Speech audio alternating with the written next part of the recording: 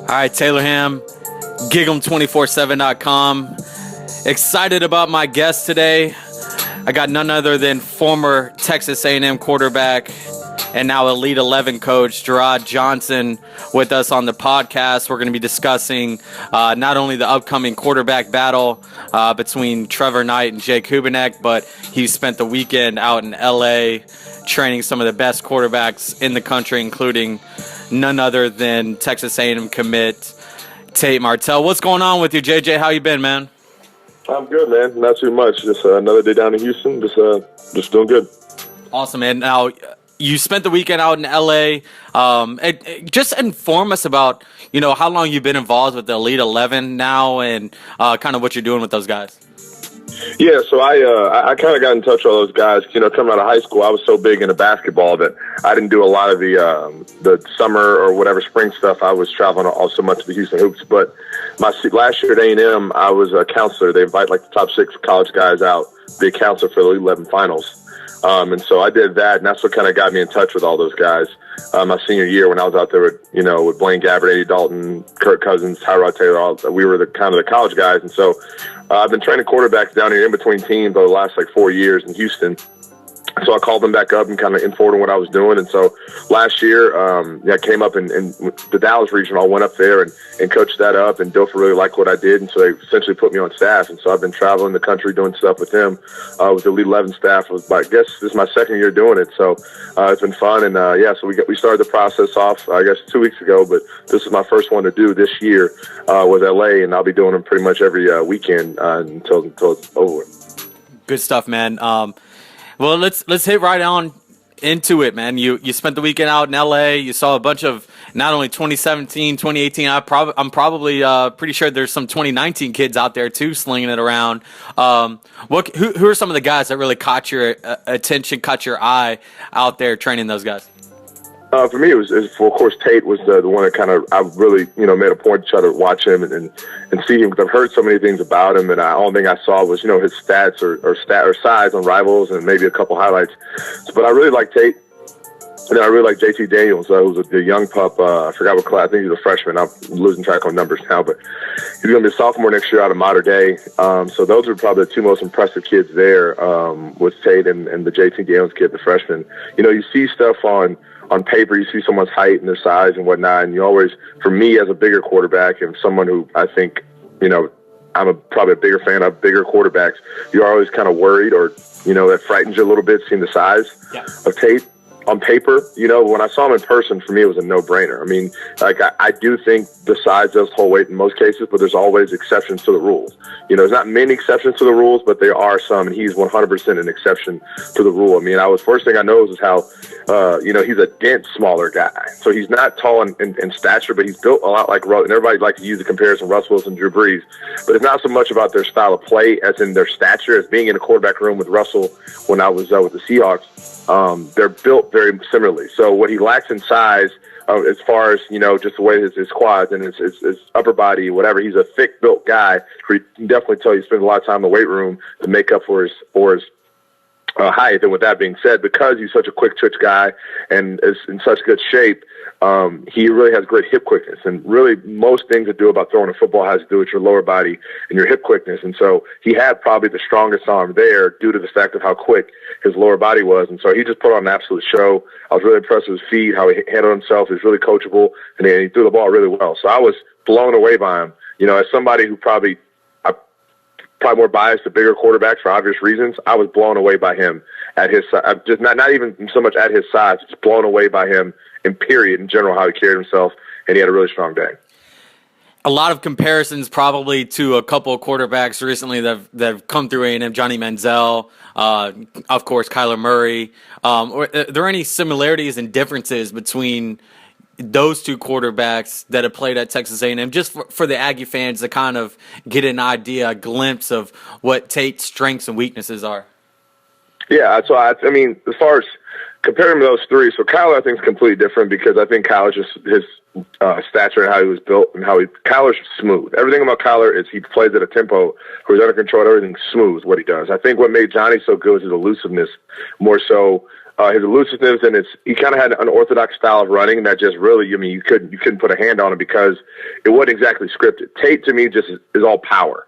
He's a powerful guy. You know, he's going to run through tackles, he's going to run by people. He's just a powerful athlete. So Johnny was elusive and kind of slippery. I could see Tate being a guy who's running out of arm tackles, guys are sliding off of him, you know, from that end. And then the way he threw the football, he was a powerful thrower. So I think Johnny spun the ball really well. I think that Kyler was just smooth from a mechanic standpoint, but you would look at Tate and he's just powerful. I mean, he was throwing the ball, knocking guys down with it pretty much. And so that's what stood out for me, which is he's a tightly wound, extremely compact and powerful athlete, and he plays the position like that as well. Do you know much about Coach Mazzoni coming in at Texas A&M? Obviously, new offensive coordinator taking over for Jake Spavital, but how he could essentially fit in because he doesn't really fit what Coach Mazzoni's recruited at the position over the past, 10, 15 years that he's been in the business. I think it's going to be interesting, because the thing about the Elite 11 stuff, Dilfer is essentially the offensive coordinator for it, and so he has a West Coast offense base. A lot of stuff that we do is mostly underneath the center stuff, pro styles type stuff, because it's a pro level kind of challenging these kids, and so he did a really good job being underneath the center. From what I know about Mazzone, he does have a background with the pros. As a matter of fact, I almost ended up training with him for the combine when I came out. But I actually don't know much about him. But what I know is he has a pro background. So I could see, and from what I hear about his offense, there are some pro elements to it.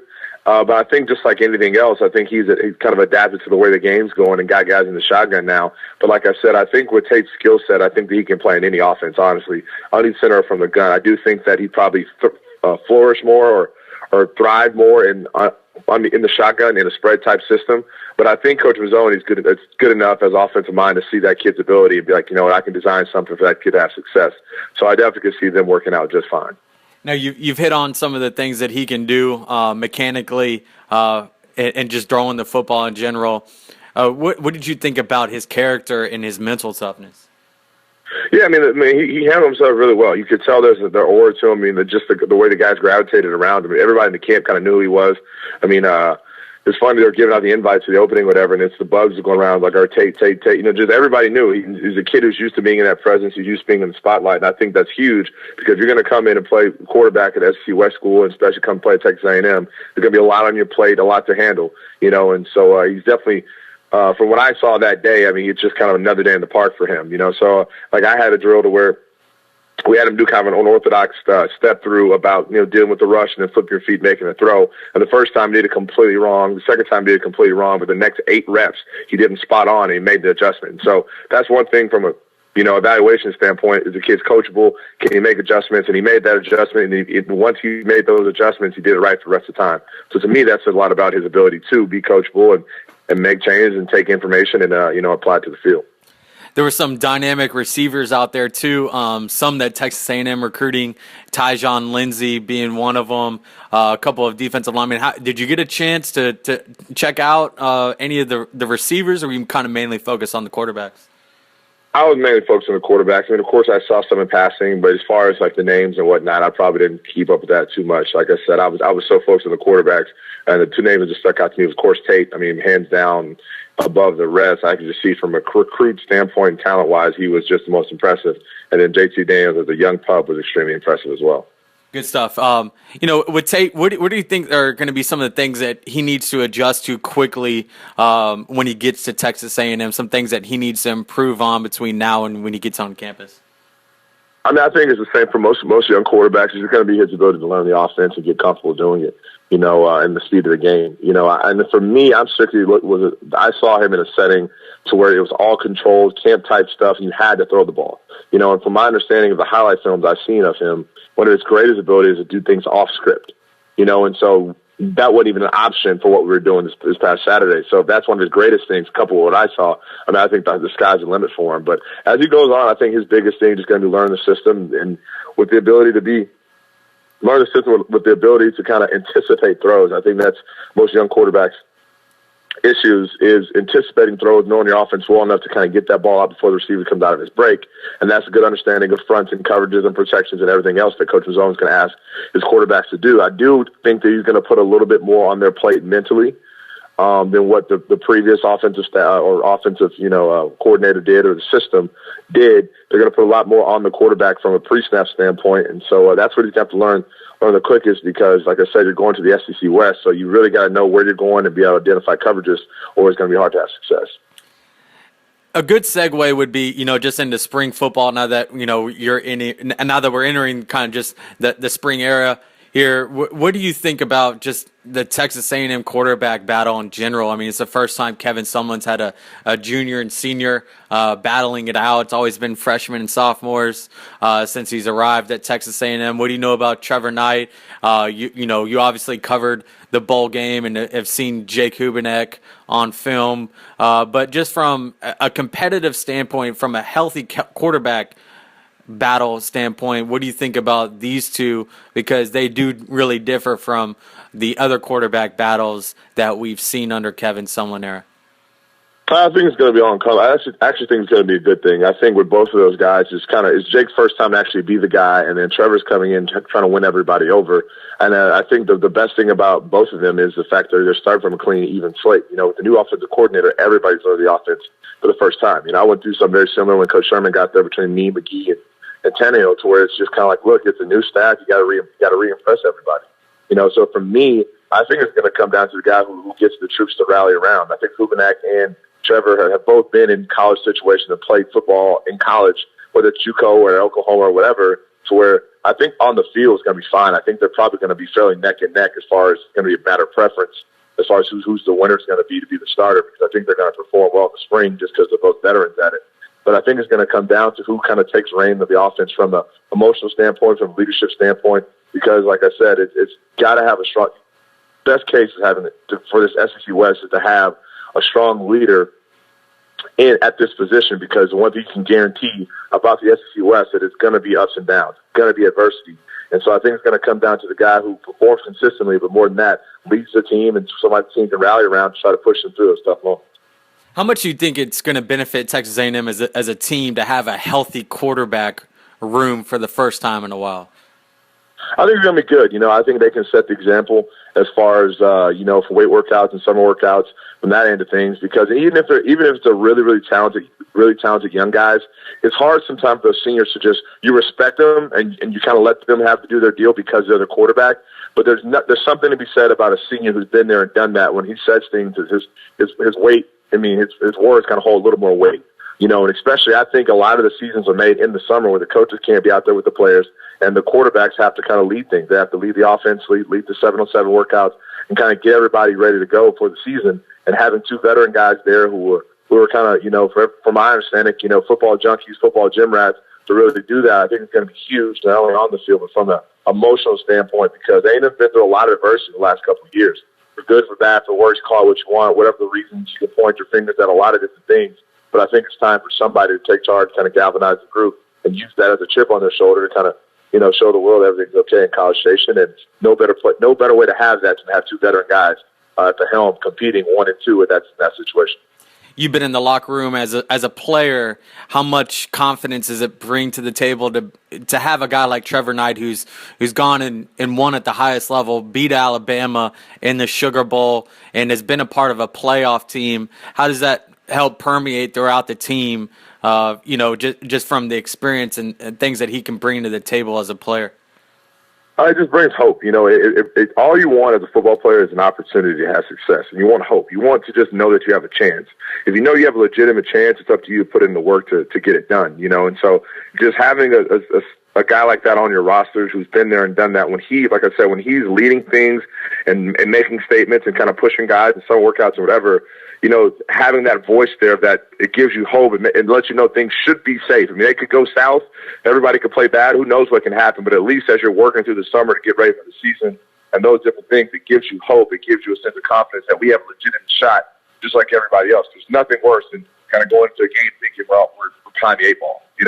I hope this works well. So knowing that somebody's there that can lead you through it, just know you have to give yourself a chance. It gives you that confidence. And like I said, I think Hubenek I mean, he's right there in it too. You know, as much as everybody wants to crown Trevor, I think he has just as good an opportunity as well. He's done a lot.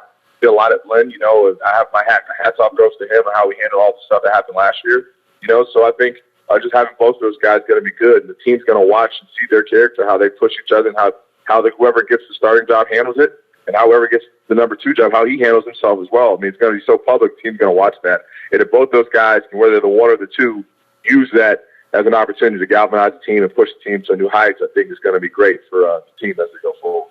Well, finally, JJ, I definitely want to talk to you about the addition of Jim Turner, a guy that, you know, you got to some time to spend some time around, obviously, with him being there under Coach Sherman. How much of an advantage does Texas A&M having a guy like that with the experience that he's brought, all the guys that we know he's developed, helped with the offense in general, even just in team meetings? You know, obviously the development's going to be there, but, you know, bringing on a guy like Jim Turner who, you know, not only knows the landscape but has the proven track record, help re-energize this offense that, you know, obviously is taking some steps back over the last couple of years. Yeah, you know, I personally think he's a friend of mine, and have the utmost respect for Coach Turner and the time he was at A&M and our relationship then, and even our relationship post when he went to the Dolphins. And it was very unfortunate what happened to him in Miami, and I'm not going to get into that really. But the one thing I do know about Coach Turner is he brings a confidence, he brings an attitude to that offensive line room to where all of his players love him, all his players respect him, and he brings a level of toughness to that position. You know, he holds all the players accountable. He will call guys out. He will get in their face. I mean, he's a man's man. You know, the former military guy and runs his ship very much like that. You know, and so at the same time, though, I mean, guys respect him so much, and he brings his son around all the time, little Mike, and just everything about Coach Turner. I have the ultimate respect for him as a coach, but I think him, too, can bring some stability to this offense as far as one of the things he did best when I was there in college is run game ideas. You know, there's nothing like having an offensive line coach who can be like, hey, look, these are our best runs on first down. These are our best runs on second down. Hey, this guy's getting his butt kicked. You can't block that guy. Go away from him. So just from those extra eyes to kind of help your offensive coordinator is huge, because that's one thing people don't understand is just the offensive coordinator is calling plays, but it's impossible in the game of football to see everything from the sideline, especially, and even from the booth. So everybody has places where their eyes kind of generally go, you know? And so if I'm a quarterback type guy, my eyes are going to go to the secondary. I'm aware of the run game, but when I'm watching a play, I'm watching the quarterback play in the coverage, you know? So you need that set of that offensive line that, hey, look, this is the front, this is what you need to run to kind of work as a team to kind of get good offensive football out there. And I think he just brings so much knowledge and attitude and so many things. I think it was a slam dunk hire. And I know because of his military background, he absolutely loves Texas A&M University. He loves the community. As a matter of fact, he's still at his house after the stuff happened in Miami. He was living in College Station. So everything about Coach Turner is just a slam dunk fit for Texas A&M. And, you know, I'm excited for him. I think he's going to make a huge improvement to the team. Well, I appreciate the time, JJ. We'll have you on again here pretty soon. We'll catch up with you after the Dallas Combine, man. Appreciate the time. Sounds good, man. No worries. Okay.